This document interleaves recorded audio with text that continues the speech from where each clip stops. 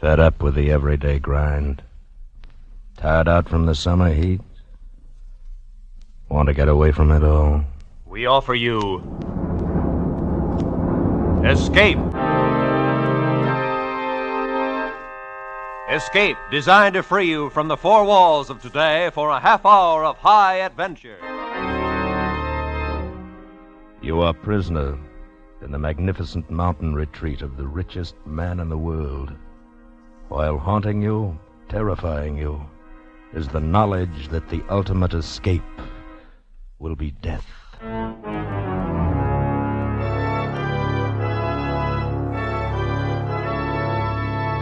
Tonight, we escape to an isolated Montana plateau and the strange secret of a stranger family, as F. Scott Fitzgerald told it in his fantastic story, The Diamond as Big as the Ritz.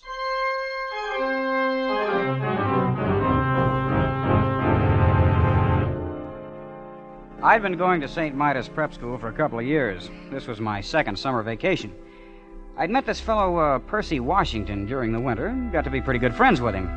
Only I didn't know about his family or where he came from or anything like that. Of course, I knew he must be rich. All the fellows at St. Midas came from wealthy families. So when he invited me to spend the summer at his home out west someplace, it was okay by me. We'd been on the train overnight when he first mentioned it. I don't even remember now what led up to it. We'd been talking about first one thing and then another. Percy, exactly where is your home? I mean, you bought the train tickets. It's in Montana, sort of a Montana? little place. Oh, yeah. Pretty wild country, isn't it? Some of it is. Now, you take Hades, Missouri, where I come from. It's been settled for 150 years. One of the first towns on the Mississippi River. Indeed. Oh, sure. That's very interesting. I sure do appreciate you're not making jokes about it the way some of the fellows do when I say I come from Hades. Why, you know my father's plantation... John, do you know that my father is the richest man in the world? Oh? By far the richest? I read about a man that paid taxes on a $5 million income. Small fry. If my father paid tax on his real income, he'd disrupt the whole economy of the United States. No kidding. Oh, I like rich people. The richer a fellow is, the better I like him. My father could buy out all of the millionaires in the country and not even know he had done it. Is that a fact? I visited the Schlitzer Murphys once. They're plenty rich. Why, their daughter Vivian's got rubies as big as hen's eggs, and sapphires that glow like headlamps. I like jewels. Always have. I used to collect them instead of stamps. And diamonds. The Schlitzer Murphys had diamonds as big as walnuts. Oh, that's nothing. Huh? Nothing at all. My father has a diamond as big as the Ritz. Please, I'm not joking. But you mean as big as the Ritz-Carlton Hotel? Exactly. My father has a diamond as big as the Ritz.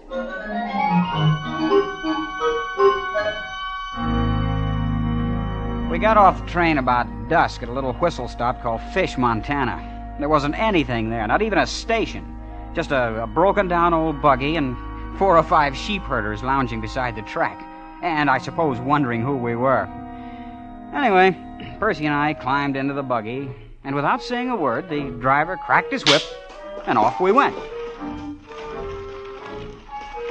I don't know how far we traveled. We didn't seem to be following any road, though, and after an hour or so, it got dark. But the driver kept right on, never saying a word. I hope you'll pardon this inconvenience, John, but we have to take certain precautions, you know. Oh, that's all right. Anyway, we're almost there. You're, home, you mean? Oh, no, to the place where we consider it safe to transfer. A transfer? What do you mean? Oh, there's the signal now. Headlights. Pull up the horse, Absam. Here we are. An automobile, but how? There's no road. Oh, this car's special built. Doesn't need roads. Welcome home, Master. Good evening, Gigsum. Well, come on, John. Let's get in.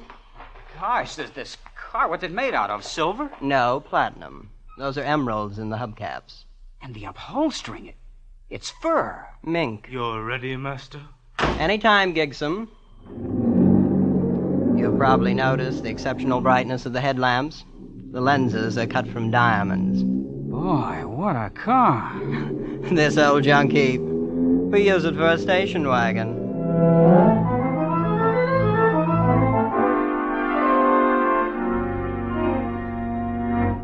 Hey, why did we stop, Percy? This is just a deserted canyon. Oh, we're not there yet, John. Wait, you'll see. They sent down the hooks while we were coming from the station. The hooks? Yes, to attach to the wheels, you know. That's what Gigsom's doing now. Incidentally, Gigsom will look after you during our visit. Look after me. Your personal valet. Of course, there'll be other slaves available, too, whenever you need them. Do you have a lot of slaves? 300 or 400, I suppose. Oh, all ready, Gigsom? Yes, master. Hello! Hoist away! Look, we're leaving the ground. Yes, there's a hoist up there on top of the cliff. Has cables about 1/4 mile long. But what for? Oh, it's the only way in. Imagine hoisting an automobile 1/4 mile up the side of a cliff. It's really nothing.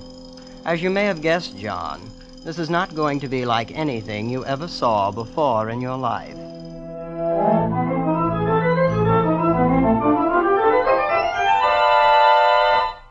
Well, John, there it is.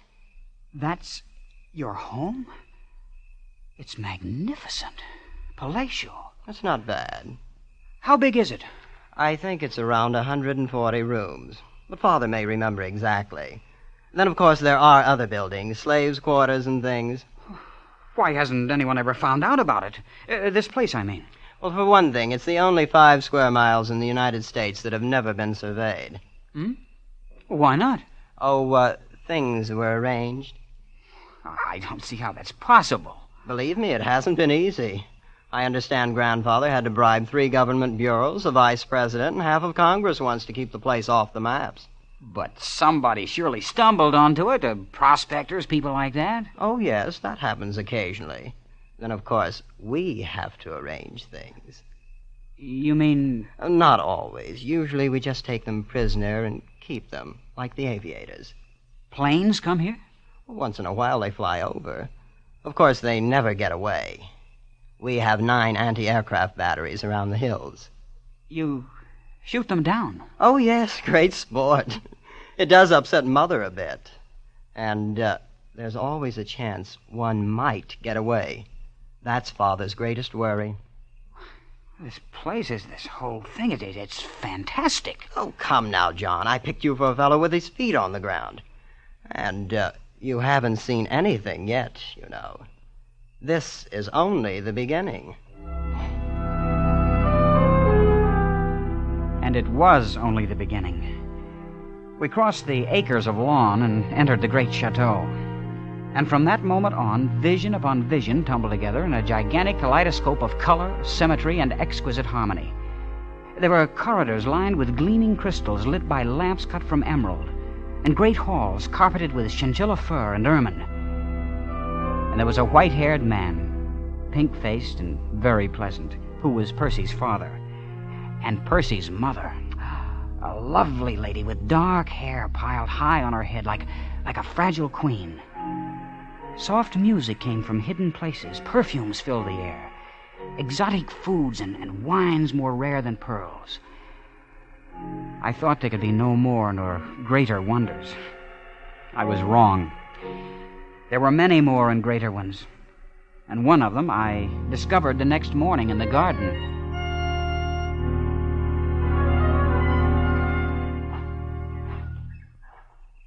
Hello there. Yeah? Yeah.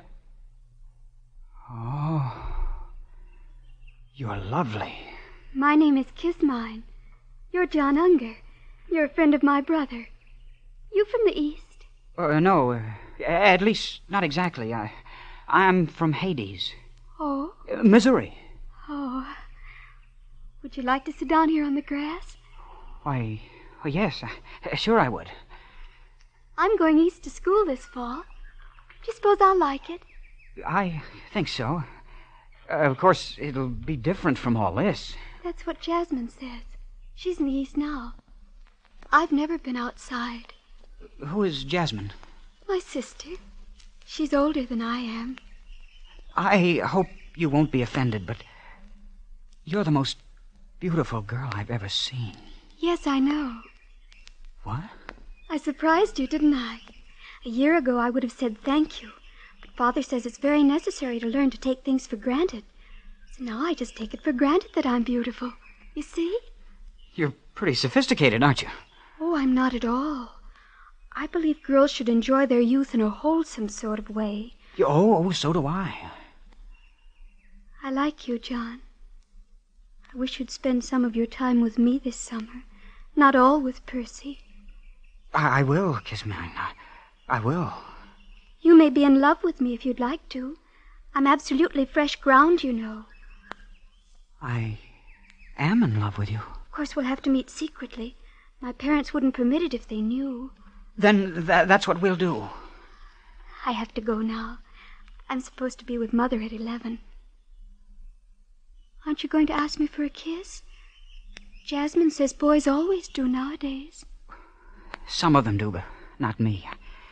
We don't expect nice girls to do that sort of thing. In Hades.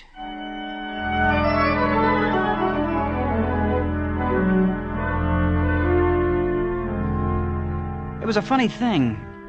Percy's family were polite, friendly, always smiling. And yet all the time I had a feeling that some terrible and golden mystery lay hidden just around the corner. A few days after I'd met Kismine, Percy remarked casually that an unusual event had occurred. A man had escaped from the cage. I didn't know what he meant then.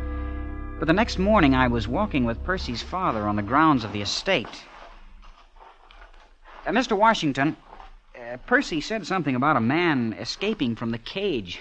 I didn't quite get it. The cage, well, perhaps you'd like to see it. This might prove interesting, just as a novelty. It's over there. These trees, they're 60 feet tall. And they have roses blooming all over. Yes, it's a rather interesting development by a Swiss botanist. These are the only ones in the world. Oh, I'll be darned. Although I suppose you'll see them all over the country in a few years. No, these are the only ones. That was arranged. Here we are, the cage. It's a pit dug in the ground. And a grating on top. Oh, yes, it's not really a cage, except in a certain sense. Well, boys, how are you getting along? How many men are there down there? About 50, as I recall. Who are they? Oh, the aviators we've shot down, wandering prospectors, men of that sort. But why are they kept there? They've all had the common misfortune of having discovered El Dorado. Gentlemen, I am sure you would like to know that your companion who departed without my permission has been taken care of. Yes, he was shot by some of my agents in 14 different places. Golf, Mr. Unger? They found him then? The man who got away? No, those places were towns. My agents were overeager. None of them could offer a positive identification. I'm afraid the man may still be at large. You see, it's not all utopia here. No, we do have our difficulties. Isn't it a little unnecessary, holding them like that? No, not at all. It's the only way to keep this place hidden. Yes, I guess that must be important. Oh, Percy was telling me something on the train. I thought he was kidding, but... Well, he said you had a diamond as big as the Ritz-Carlton Hotel. Oh, yes. Yes, indeed. As a matter of fact, it's much bigger than the Ritz. Much bigger.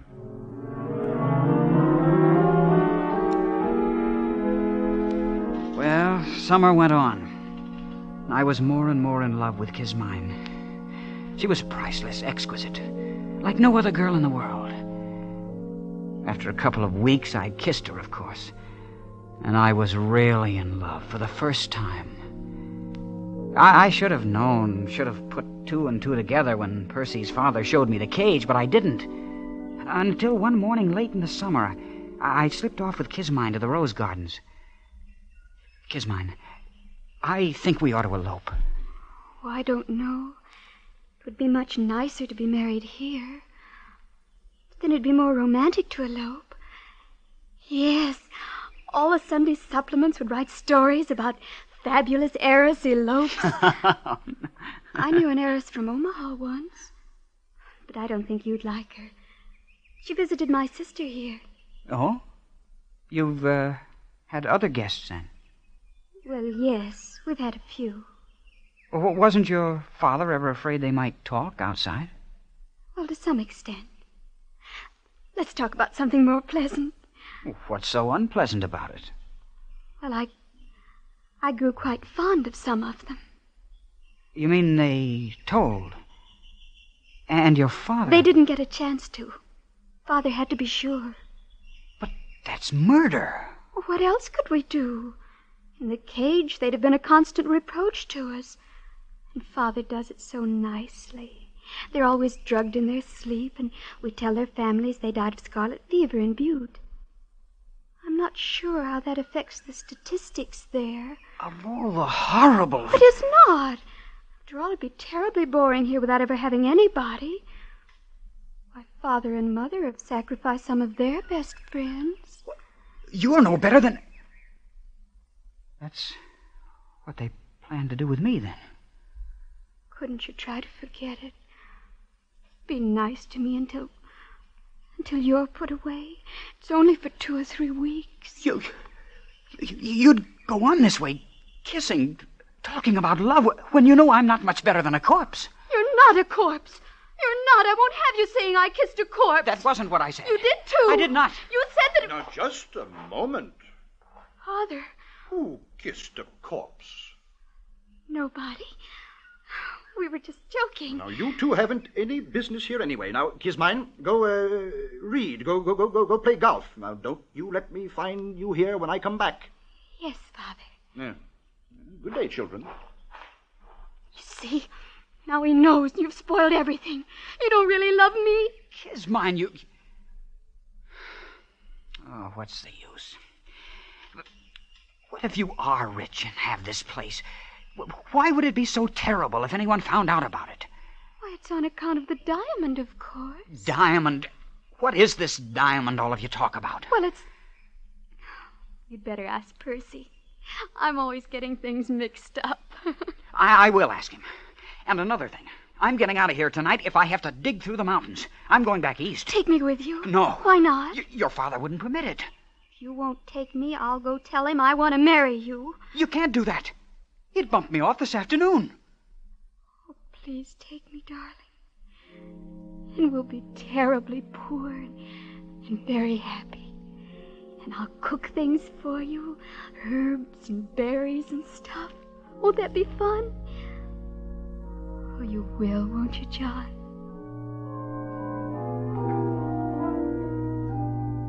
Well, my head was really in a whirl.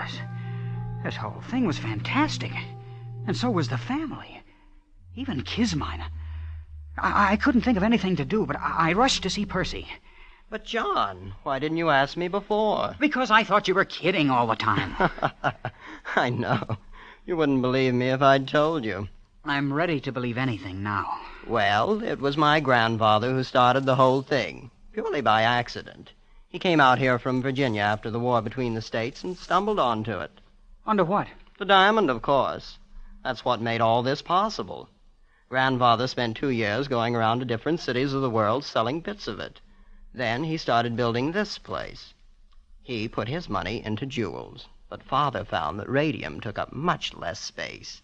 But why the secrecy? Oh, it just wouldn't do if anyone found out. Ruin the whole economy of the world. The thing's too big. This has been going on for 3 generations. Well, and the cage and this thing of inviting friends. Oh, yes. You see, there wasn't really any danger before airplanes. They are what worry us. And you knew when you invited me here what would happen. Please, John. I thought you'd be more sensible about it. After all, you can see my position. Yeah. Where is it? Where do you keep this diamond that's caused so cockeyed much trouble? Oh, I thought you'd guessed. You've noticed the hill the chateau stands on? Yes. It contains a cubic mile. And except for a thin covering of dirt, it's one big, solid diamond.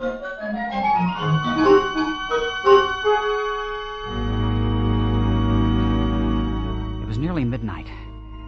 I didn't know what awakened me, but all of a sudden I was staring across the patches of moonlight, spotting the ermine carpet of my bedroom. Staring at 3 slaves I'd never seen before. They just slipped inside the door and stood there, each with a vicious length of shiny copper wire. The official executioners. I lay there on the bed watching them, counting heartbeats, not daring to move, not daring not to move. They didn't know I'd wakened. They began edging across the room. Come on, all 3 of you. There's no time now for this. All hell's broken loose. Hurry. I took one long, deep breath. The first one in several moments. Then I was out of the bed in an instant, throwing on my clothes and dashing through the long crystal corridor to Kismine's room. Kismine, are you awake? John, over here by the window. So they woke you up, too. If you mean 3 of your father's slaves... No, airplanes. Airplanes. So that's what it is. At least a dozen. I saw them crossing against the moon. Look, they're circling way over there. You think they're here on purpose? Oh, yes. They dropped warnings to Father. It's that man who got away from the cage, you know. Good for him. Yes, wasn't he clever? I think we'll open up on them any second now. Open up? Yes, our anti-aircraft. Oh, this is going to be thrilling. Thrilling? Oh, look, they're in range now. Bravo! Bravo! Kismine, get away from that window! Good heavens. Did you see that? Yes, and we've got to get out of here. Can't you understand? There's a little grove of trees across on the side of the mountains. We always keep one of the cars there. We'll have a nice view of everything. A nice view? Kismine, you don't seem to understand. They mean business. They're out to finish off you and your whole family. But it all seems so silly. Or when you come right down to it, they've never even met us.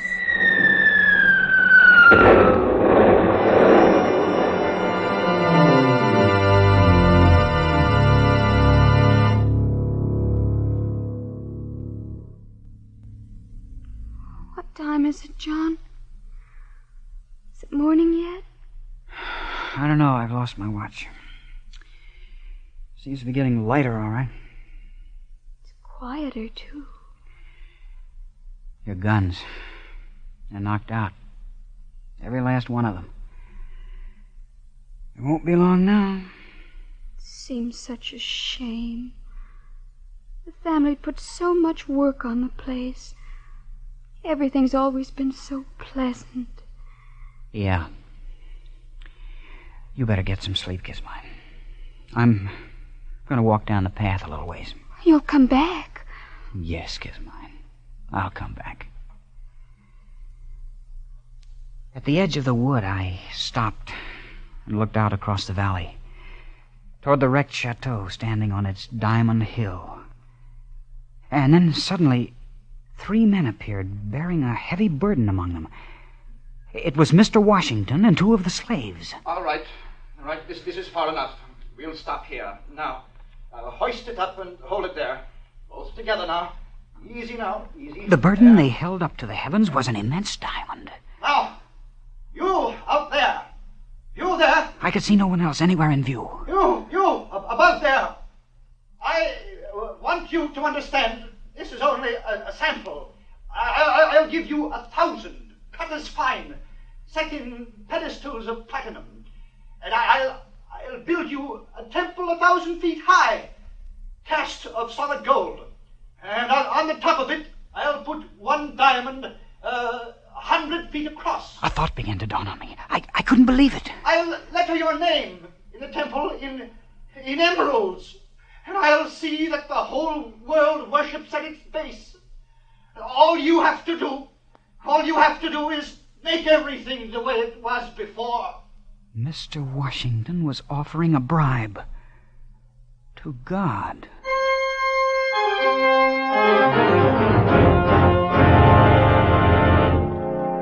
He stopped talking and waited. And then, out of the silent heavens, blossomed the white puffs of parachutes. The man who had tried to bribe God looked up and saw them. And he became old in an instant. And turning with lowered head, walked down the path toward the chateau. With sudden premonition, I whirled and headed for the spot where I'd left Kismine. Kismine in the car that needed no roads.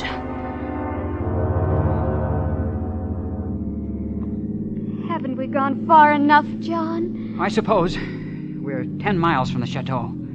It's all so hectic. This rushing about and losing sleep and everything. Hand me those field glasses. Here they are. You see anything? No. Oh, wait. What is it? It's your father and mother. And Percy. They're going into a tunnel down below the chateau. They've got an underground escape. No. No, I remember now. The mountain's wired. Some kind of an atom bomb. Atom? Atomic bomb? That's it. Father's had it for years. He always said it would disintegrate the whole works, diamond and all. Of course, he only regarded it as a last resort. So he'd rather have it like that. They're all inside the tunnel now. I can see the troopers moving in. I don't suppose there's really anything to be done about it now. And there wasn't.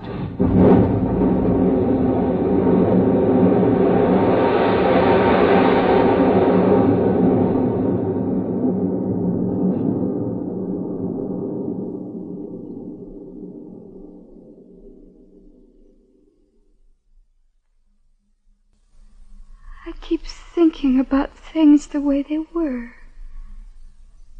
It was all so pleasant. I don't suppose it'll ever be exactly like that again. Not ever, Kismine. And maybe it never was. Youth is a time for dreaming. Dreams die, too. I'll probably have to take in washing. But of course we'll be very happy. What will we do, John? Do? Oh, we can love a while underneath the stars. That's a form of divine drunkenness we can all try. And then there may be other diamonds in the world, who knows? And even though it's a shabby gift, there's always disillusion. Turn up your collar, Kismine, before you catch pneumonia. Let's go to sleep.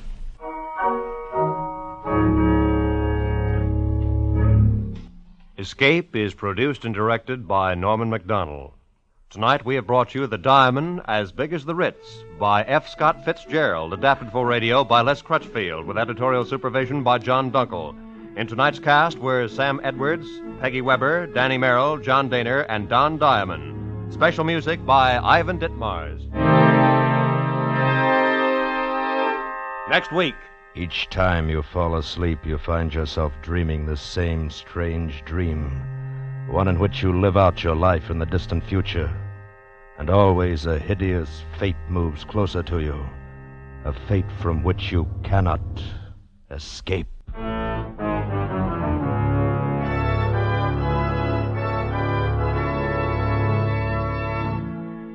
Next week, we escape with another great story by one of the world's greatest authors.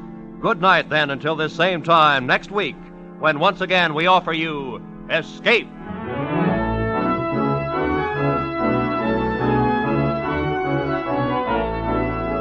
This is Roy Rowan speaking for CBS, the Columbia Broadcasting System.